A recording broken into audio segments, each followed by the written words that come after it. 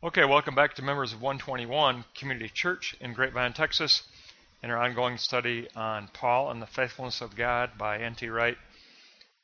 We're going to take a look at our summary triad now for pages 324 to 344 on cities as temple keepers and the reality of blended deities. Let's begin by looking at Block 1. And regional locations were designated for the imperial cult. Nicaea, Ephesus, and the Asia coast were selected. Existing practices could continue, but the imperial cult was to be given its due. An image and festival were used in these regional areas to promote the imperial cult, especially coins, the image of the emperor on coins, and scheduled rituals and festivals. Now, in Block 2, first century political correctness consisted in honoring the emperor in gratitude.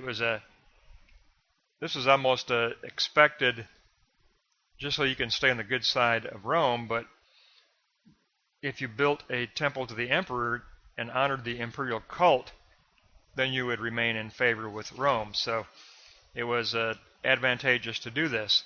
And you could do this through decree, through the issuance of decree to elevate the status of the emperor. Iconography, you could place icons within the temple itself, either statues or engravings.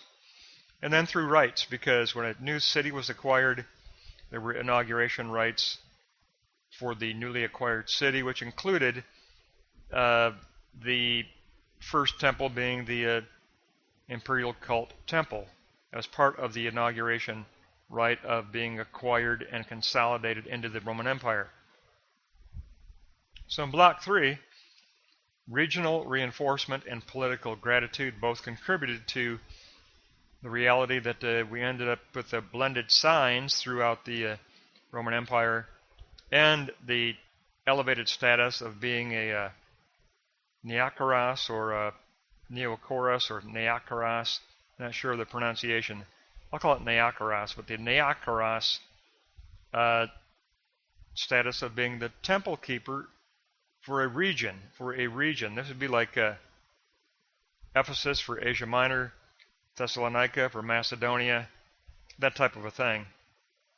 Acts 19:35 is where the term is recovered for Ephesus. It's an honor to be the Neakoros guardian of the temple. But as the imperial cult matured, it moved toward having the Senate also move into equality.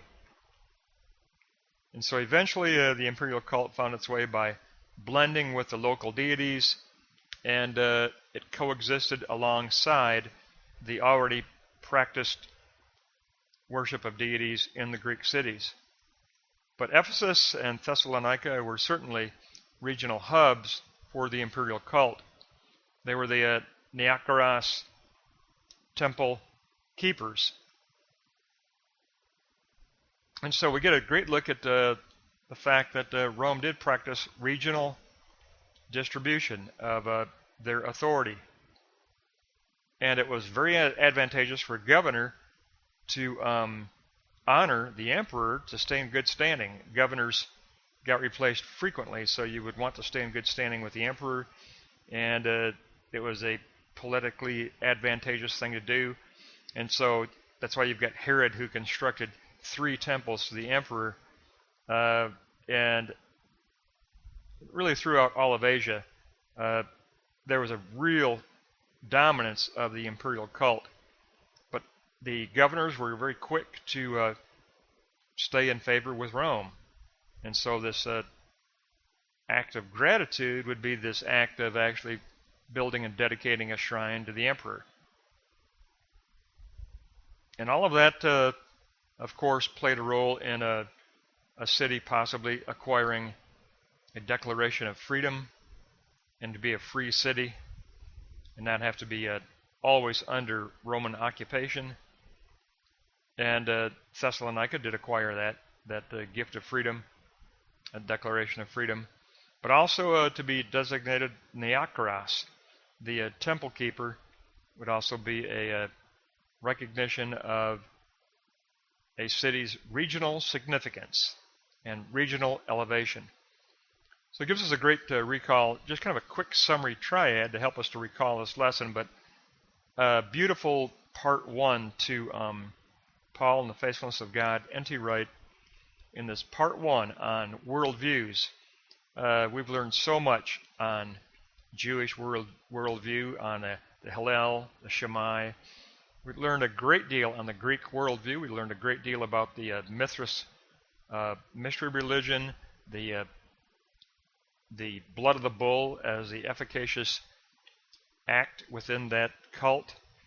And then with Rome, we've learned so much about the role of epic poetry imprinting historical narratives. So N.T. Wright certainly brought a lot of new teaching to me, and hopefully for you too, but I think it's just a fantastic first part.